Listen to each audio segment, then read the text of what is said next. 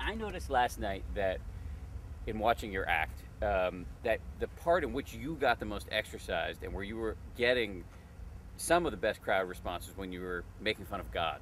Yeah, I mean, that's a big chunk of who I am and what I believe, and where I get a lot of comedy from. I certainly address some of those things in my comedy CDs and specials and stuff, and it's in the book as well. And I've got a large, I've easily 15 minutes about it on when I go on tour, in this new stand-up set.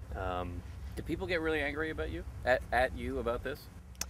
No, I think some people get impatient and think it's a bit repetitive, which in a sense it is, because it's a similar subject matter, and the philosophical result is the same. I don't believe in God. I think but it's less about believing in God and more about religion and the Bible, and is how absurd it is to believe those things, knowing the history of the Bible and the culpability of people, and the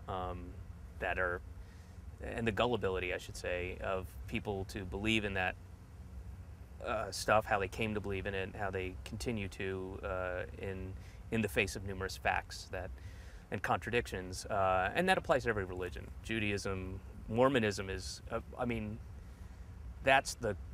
Mormonism, like everybody, we can all sit here and go, oh, Scientology, the history of this author, the science fiction author, and what he came up with, this gobbledygook, this new language, and it's absurd. We can all go, oh, that's crazy, that's nonsense. Mormonism, it was the Scientology of its day. I mean, it's absolutely absurd to think that, to believe that a once convicted con artist was visited by an angel 4 times in the night, who told him where some golden plates were buried, and right down the street from where he lived in New York. Yeah, and only he could translate them, and he was a prophet. I mean, and the fact that it's so odd to me that somebody would go, oh, really? Oh, okay, I had no idea. Okay, and just take it on good faith that that's the truth, and then spend all their money, on that religion. Did you have a moment as a child, being raised Jewish, where you realized, I think this is all BS?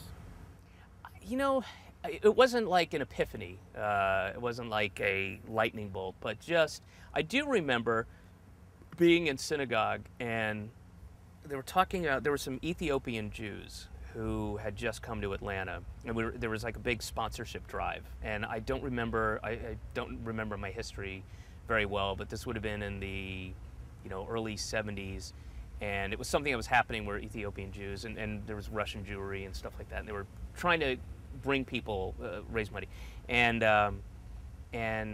everybody was talking about giving and sacrifice, and then you end the sermon or whatever, the rabbi was like, all right, you go to your neighbor, you say Shabbat Shalom, and you kiss and kiss your neighbor both ways, and then everybody immediately started discussing all this material stuff about, like, oh my God, I love your shoes, where'd you get it? Well, I got my shoes at this. Oh my God, I'm trying to get this ring, but da da da.